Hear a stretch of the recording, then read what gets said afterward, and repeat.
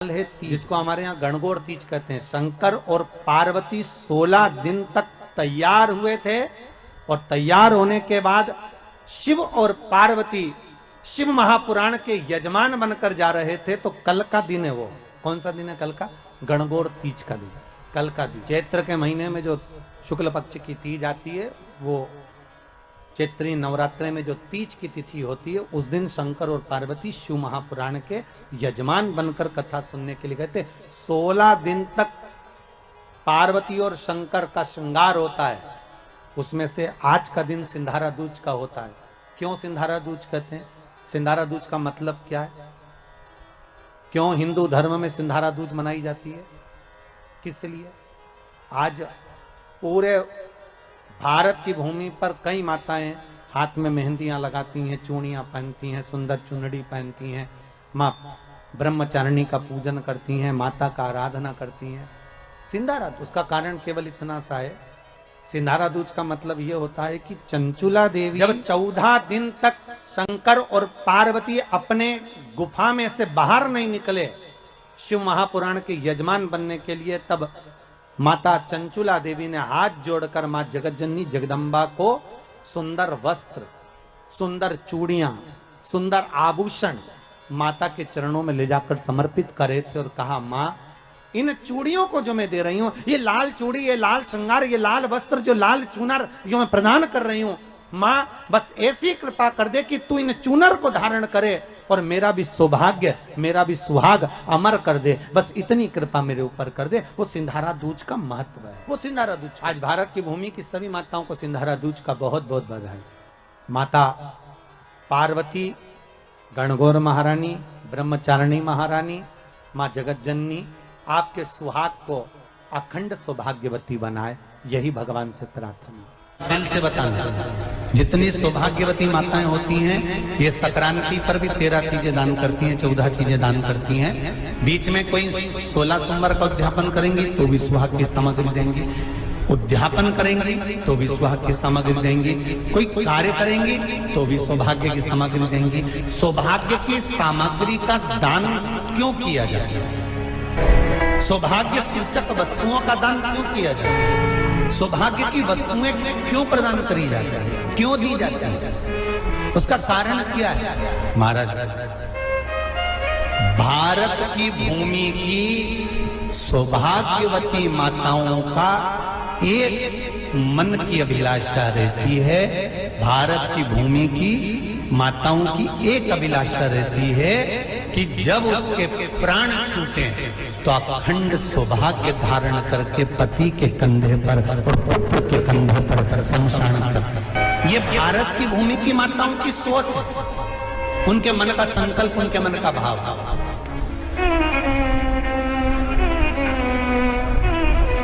क्यों देते हैं चूड़ी का दान? क्यों देते हैं बिंदी का दान? क्यों देते हैं अखंड सौभाग्य का दान? किस महाराज?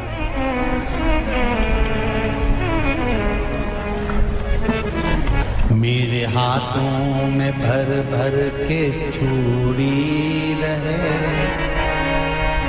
मेरे हाथों में भर भर के चूड़ी, और मैया कोई कामना मेरे मस्तक पे चमकती चूनर रहे, मेरे मस्तक पे चमकती चूनर रहे, और मैया कोई कामना मेरी मांगों में भर भर के सिंदूर रहे, मेरी मांगों में भर भर के सिंदूर रहे, और मैया कोई कामना नहीं मेरे पाँव में बिछुड़ी का जोड़ा रहे। एक बिछुड़ी नहीं, कितनी? 2, 3, 4, 5 एक एक पाँव में जोड़े से बिछुड़ी होना चाहिए। केवल एक ही नहीं, सिंगल नहीं। वो तो आजकल का फैशन हो गया महाराज, जो केवल एक बिछुड़ी धारण कर लो उसी में फैशन दिखे। विष्णु महापुराण की कथा कहती है, जब बेटी को विदा करा जाता है और पहली बार बेटी के पांव में जब बिछुड़ी डाली जाती है तो वो बिछुड़ी भी अलग अलग नहीं होती, उस बिछुड़ी के जोड़ को चेन से एक दूसरे से बंधा हुआ होता। बोलो सही है कि गलत है? जितने आस्था चैनल पर कथा सुन रहे हैं, जितने फेसबुक पर सुन रहे हैं, यूट्यूब पर सुन रहे हैं, सुन लेना कि मेरे भारत की माताओं का जब पाणी ग्रहण संस्कार किसी बेटी का होता है, उसके पांव में जब पहली बार बिछुड़ा पिनाया जाता है, बिछुड़ी पिनाई जाती है, तो वो बिछुड़ी भी एक दूसरे से बंधी हुई होती है, चेन से बंधी हुई होती है। उसको अलग अलग वाली बिछुड़ी शादी के मंडप में नहीं पिनाई जाती। क्यों? जैसे ये बिछुड़ी एक दूसरे से पांव में बंधी हुई है, तुम्हारी जिंदगी अंतिम श्वास तक ऐसी ही बंधी की बंधी हुई है। यही वर्णन है। वो तो अब माताओं ने थोड़ा सा फैशन चेंज कर दिया, अब पांव में ज्यादा बिछुड़ी निकलती, गड़ती है, चुभती है, एक बिछुड़ी पर नहीं। बिछुड़ी भी दो हो, जोड़े से। हमारी माताएं, भारत की भूमि की जो माताएं हैं, ये चूड़ी भी हाथ में पहनती है तो जोड़े से पहनती है। बोलो जैसा सही है कि गलत है? एक अकेली चूड़ी माताएं हाथ में धारण नहीं करती हैं।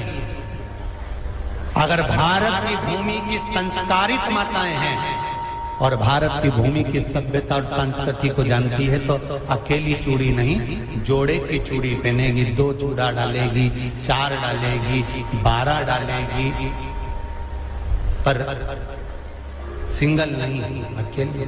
महापुराण की कथा ये कहती है कि पार्वती जी ने और गंगा जी ने जितना सौभाग्य का दान दिया है, उनके बराबर दुनिया का कोई व्यक्ति इतना सौभाग्य का दान नहीं दे सकता जो माता गंगा और पार्वती दोनों दान दे। अब तो फैशन आ गया, तुम लोग जो सौभाग्य का दान देते हो प्लास्टिक की डलिया में देते हो, पर एक एक पुराण को उठा कर देख लेना, एक एक उद्यापन को उठा कर देख लेना। जितनी तुम कथा तुम्हारे घर में छोटी छोटी कथाओं की पोथियां पड़ी हो, उनको उठा कर देख लेना। उसमें नहीं लिखा कि प्लास्टिक की डलिया में सौभाग्य की वस्तु का दान दिया जाता है। उसमें लिखा है बांस की पिटारी में, बांस की डलिया में सौभाग्य की वस्तुओं का दान दिया जाता है। क्यों? क्योंकि बांस वंश की वृद्धि करता है, बांस सौभाग्य की वृद्धि करता है, और बांस अखंड सौभाग्य। जैसे बांस का पौधा बढ़ते चले जाता है, बढ़ते चले जाता है, उसी तरह बांस की डलिया में जब दान दिया जाता है, बांस की टोकनी में जब दान दिया जाता है, तो ये भाव रखा जाता है कि तुम्हारा सौभाग्य ऐसे ही बढ़ता रहे। पर अब थोड़ा सा फैशन चेंज हो गया तो प्लास्टिक की, पर प्लास्टिक की नहीं है, ये किसी दूसरे के नहीं है। तीज का व्रत माता पार्वती का, छठ का व्रत माता पार्वती का, चतुर्थी का व्रत माता पार्वती का, ये सारे व्रतों की शुरुआत गंगा और पार्वती ने अपने बल से। सुंदरी के स्थान पर जल क्यों चढ़ाया जाता है? क्योंकि भगवान शंकर की सबसे छोटी लड़की जो है वो अशोक सुंदरी, और ये जो छोटी लड़की है अशोक सुंदरी, ये नारी को अखंड सौभाग्यता का वर प्रदान करती है। कौन सी नारी को, किस नारी को अखंड सौभाग्यता देती है?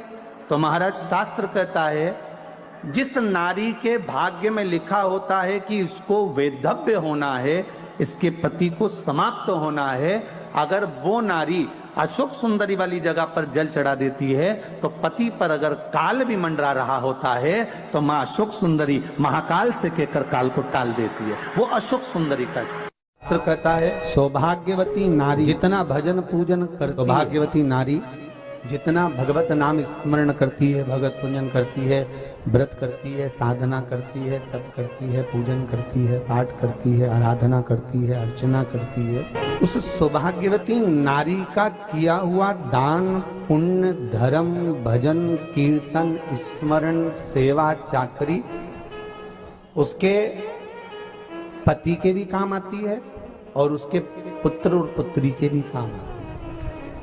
एक सौभाग्यवती नारी के द्वारा किया। आवाज पकड़ रहा है।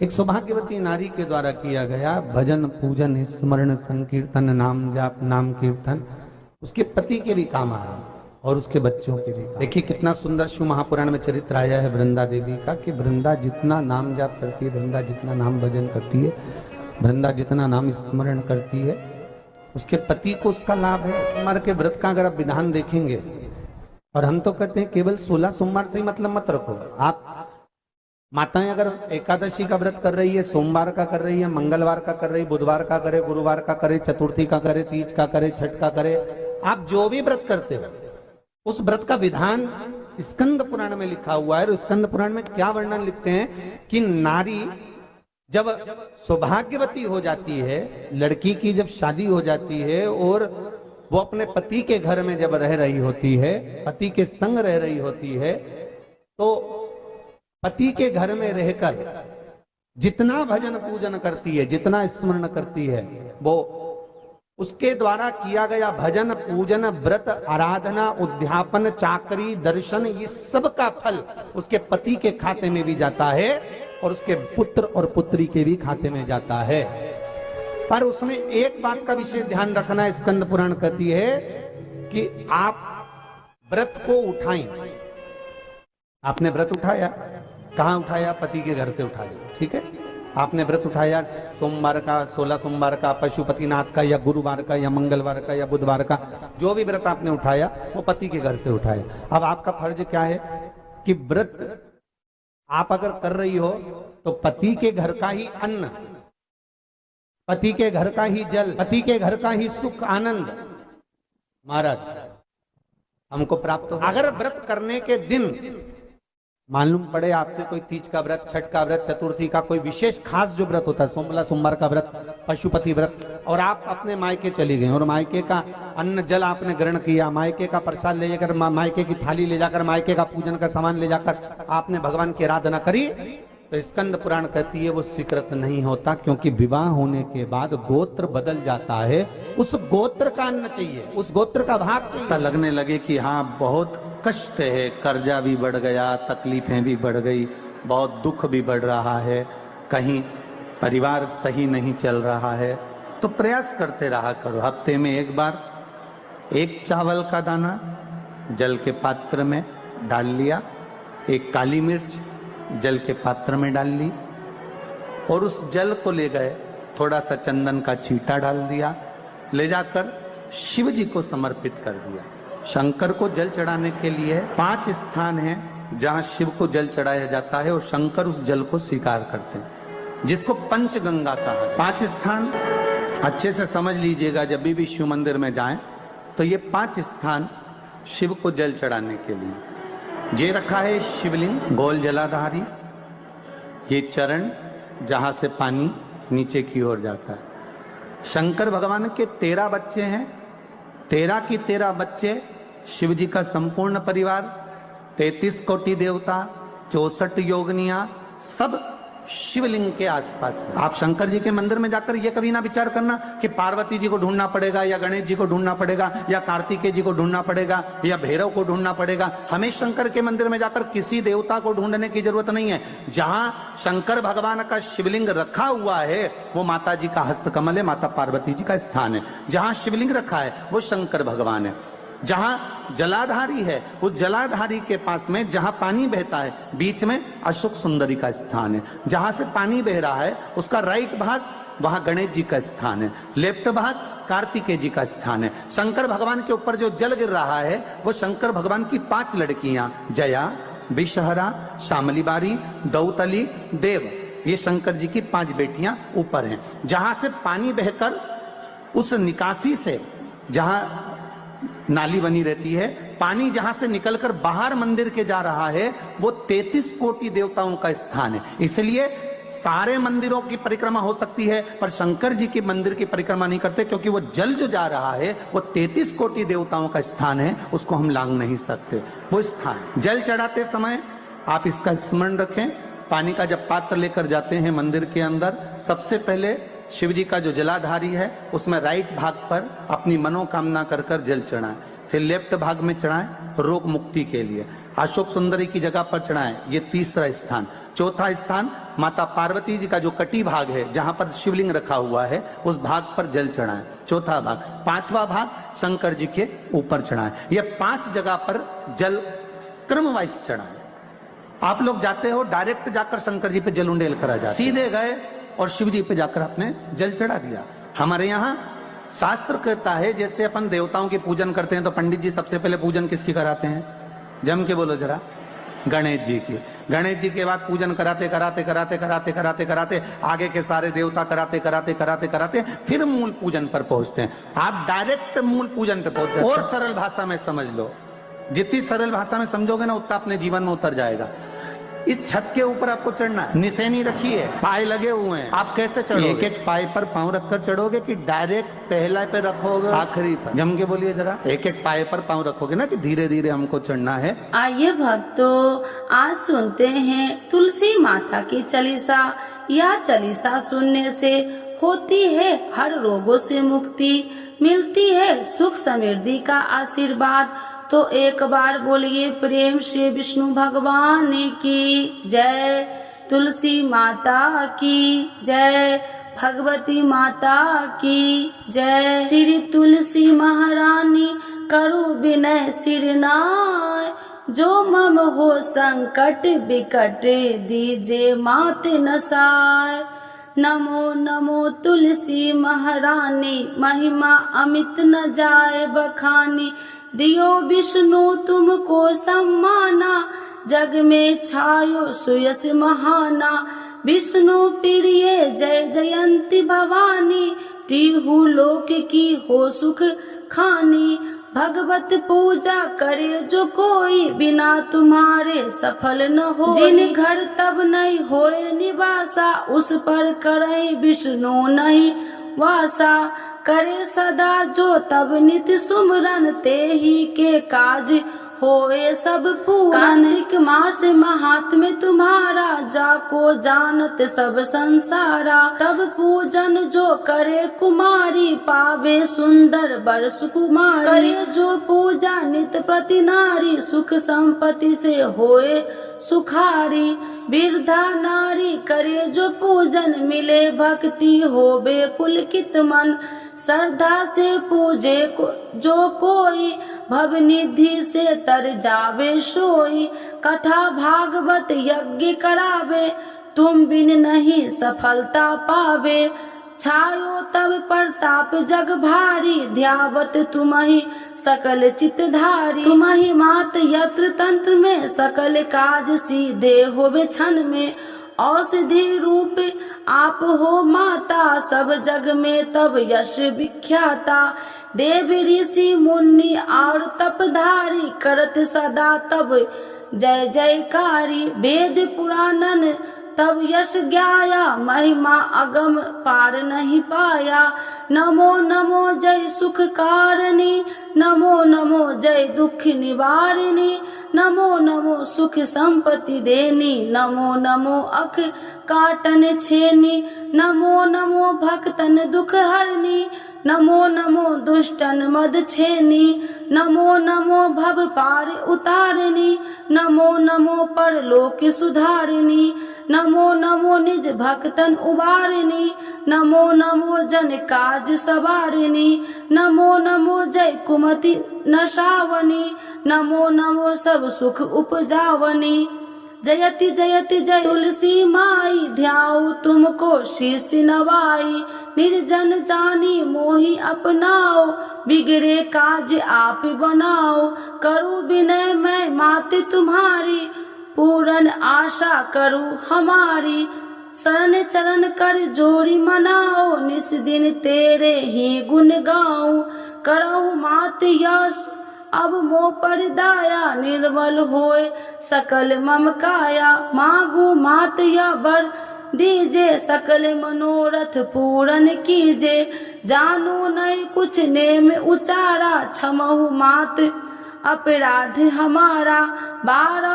मास करे जो पूजा ताशम जग में और न दूजा। प्रथम ही गंगा जल मंगवावे फिर सुंदर स्नान करावे। चंदन अक्षत पुष्प चढ़ावे धूप दीप नैवेद्य लगावे। करे आचमन गंगा जल से ध्यान करे हृदय निर्मल से। पाठ करे फिर चालीसा की स्तुति करे माते तुलसी की। यह विधि पूजा करे हमेशा ताके तन नहीं रहे कलेशा। करे मास कार्तिक का साधन शोभे नित्य पवित्र सिद्ध होई जाई। है यह कथा महासुखदाई पढ़े सुने सो भव तर जाई। यह श्री तुलसी चालीसा पाठ करे जो कोई गोविंद सो फल पावही जो मन इच्छा होई। तो एक बार बोलिए प्रेम से विष्णु भगवान की जय, तुलसी माता की जय, भगवती माता की जय, सर्व देवी देवताओं की जय।